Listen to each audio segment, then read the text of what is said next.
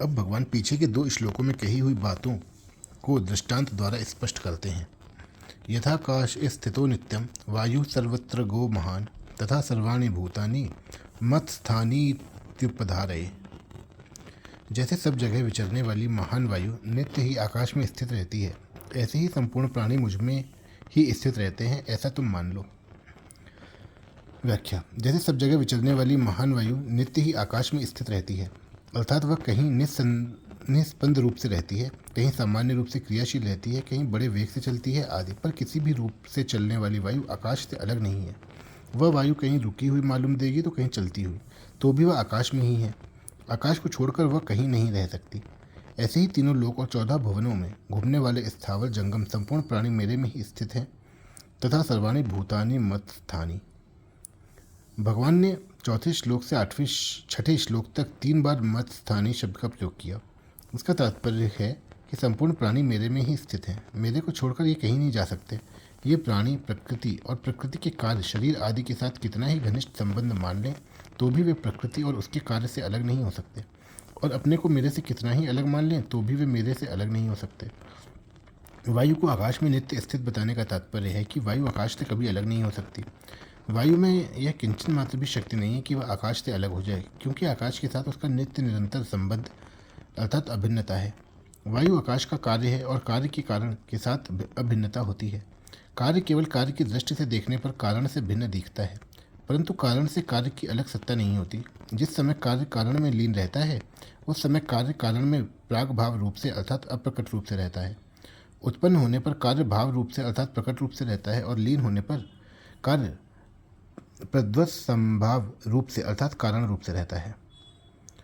कार्य का प्रध्वंसाभाव नित्य रहता है, उसका कभी अभाव नहीं है, क्योंकि वह कारण रूप ही हो जाता है। इस रीति से वायु आकाश से ही उत्पन्न होती है, आकाश में स्थित रहती है और आकाश में ही लीन हो जाती है, अर्थात वायु की स्वतंत्र सत्ता न रहकर आकाश ही रहता है। ऐसे ही यह जीवात्मा परमात्मा से ही प्रकट है, परमात्मा में ही स्थित है और परमात्मा में ही लीन होनी है, अर्थात जीवात्मा की स्वतंत्र सत्ता न रहकर केवल परमात्मा ही रह जाते हैं। जैसे वायु गतिशील होती है अर्थात सब जगह घूमती है, ऐसे यह जीवात्मा गतिशील नहीं होता, परंतु जब यह गतिशील प्रकृति के कार्य शरीर के साथ अपनापन कर लेता है तब शरीर की गति इसको अपनी गति दिखने लग जाती है। गतिशीलता दिखने पर भी यह नित्य निरंतर परमात्मा में ही स्थित रहता है। इसलिए दूसरे अध्याय के 24वें श्लोक में भगवान ने जीवात्मा को नित्य, सर्वगत, अचल, स्थाणु और सनातन बताया है। यहाँ शरीरों की गतिशीलता के कारण इसको सर्वगत बताया है, अर्थात यह सब जगह विचरने वाला दिखता हुआ भी अचल और स्थाणु है। यह स्थिर स्वभाव वाला है, इसमें हिलने डुलने की क्रिया नहीं है। इसलिए भगवान यहाँ कह रहे हैं कि सब प्राणी अटल रूप से नित्य निरंतर मेरे में ही स्थित हैं।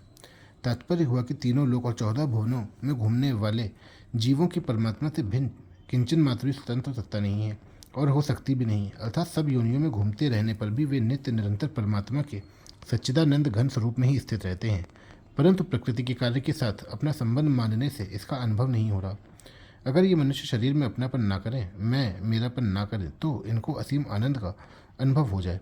इसलिए मनुष्य मात्र को चेतावनी देने के लिए यहाँ भगवान कहते हैं कि तुम मेरे में नित्य निरंतर स्थित हो, फिर मेरी प्राप्ति में परिश्रम और देरी किस बात की। मेरे में अपनी स्थिति न मानने से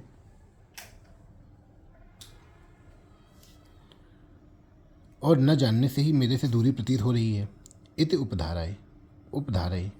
यह बात तुम विशेषता से धारण कर लो। मान लो कि चाहे सर्ग का समय हो चाहे प्रलय का, अनंत ब्रह्मांडों के संपूर्ण प्राणी सर्वथा मेरे में ही रहते हैं, मेरे से अलग उनकी स्थिति कभी नहीं है। ऐसा दृढ़ता से मान लेने पर प्रकृति के कार्य से विमुक्ता हो जाएगी और वास्तविक तत्व का अनुभव हो जाएगा।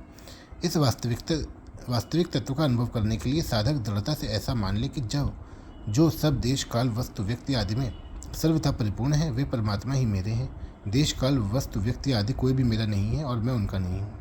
विशेष बात, संपूर्ण जीव भगवान में ही स्थित रहते हैं। भगवान में स्थित रहते हुए भी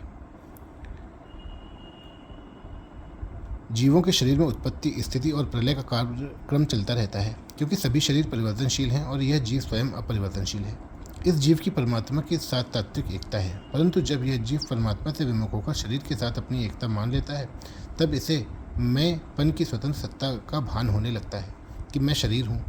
इस मैंपन में एक तो परमात्मा का अंश है और एक प्रकृति का। यह जीव का स्वरूप हुआ। जीव अंश तो है परमात्मा का, पर पकड़ लेता है प्रकृति के अंश को। इस मैं पन में जो प्रकृति का अंश है वह स्वतः ही प्रकृति की तरफ खींचता है, परंतु प्रकृति के अंश के साथ तादात्म्य में होने से परमात्मा का अंश जीव उस खिंचाव को अपना खिंचाव मान लेता है और मुझे सुख मिल जाए, धन मिल जाए, भोग मिल जाए, ऐसा भाव कर लेता है। ऐसा भाव करने से वह परमात्मा से विशेष विमुख हो जाता है। उसमें संसार का सुख हरदम रहे, पदार्थों का संयोग हरदम रहे, यह शरीर मेरे साथ और मैं शरीर के साथ सदा रहूं, ऐसी जो इच्छा रहती है, यह इच्छा वास्तव में परमात्मा के साथ रहने की है, क्योंकि उसका नित्य संबंध तो परमात्मा के साथ है।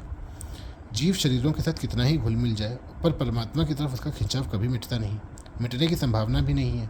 मैं नित्य निरंतर रहूं, सदा रहूं, सुखी रहूं, मुझे सर्वोपरि सुख मिले, इस रूप में परमात्मा का खिंचाव रहता ही है। परंतु उससे भूल यह होती है कि वह जड़ अंश की मुख्यता से इस सर्वोपरि सुख को जड़ के द्वारा ही प्राप्त करने की इच्छा करता है। वह भूल से उस सुख को चाहने लगता है जिस सुख पर उसका अधिकार नहीं है। अगर वह सजग सावधान हो जाए और भोगों में कोई सुख नहीं है, आज तक कोई सा भी संयोग नहीं रहा, रहना संभव नहीं है, ऐसा समझ ले, तो सांसारिक संयोगजन्य सुख की इच्छा मिट जाएगी और वास्तविक सर्वोपरि नित्य रहने वाले सुख की इच्छा, जो कि आवश्यकता है, जागृत हो जाएगी। यह आवश्यकता ज्यों ज्यों जागृत होगी त्यों त्यों ही नाशवान पदार्थों से विमुक्ता होती चली जाएगी। नाशवान पदार्थों से सर्वथा विमुक्ता होने पर मेरी स्थिति तो अनादिकाल से परमात्मा में ही है, इसका अनुभव हो जाएगा। परिशिष्ट भाव। जैसे वायु आकाश में ही उत्पन्न होती है, स्थित रहती है और आकाश में ही लीन हो जाती है, अर्थात आकाश को छोड़कर वायु की स्वतंत्र सत्ता नहीं है, ऐसे ही संपूर्ण प्राणी भगवान से ही उत्पन्न होते हैं, स्थित रहते हैं और लीन हो जाते हैं, अर्थात भगवान को छोड़कर प्राणियों की स्वतंत्र सत्ता नहीं है। इस बात को साधक दृढ़ता से स्वीकार कर ले तो उसका सब कुछ भगवान ही है, इस वास्तविक तत्व का अनुभव हो जाएगा। इस श्लोक में वायु के लिए 2 पद आए हैं, सर्वत्रगः और महान। इससे यह समझना चाहिए कि जीवात्मा भी संसार की दृष्टि से 84 लाख योनियाँ, 3 लोक, 14 भुवन आदि में घूमने के कारण सर्वत्रगः है। महान पद से अनंत ब्रह्मांडों के सभी जीव समुदाय समझना चाहिए। जैसे वायु नित्य ही आकाश में स्थित रहती है, अर्थात वायु का आकाश के साथ नित्य संबंध है, ऐसे ही जीव मात्र का परमात्मा के साथ नित्य संबंध है।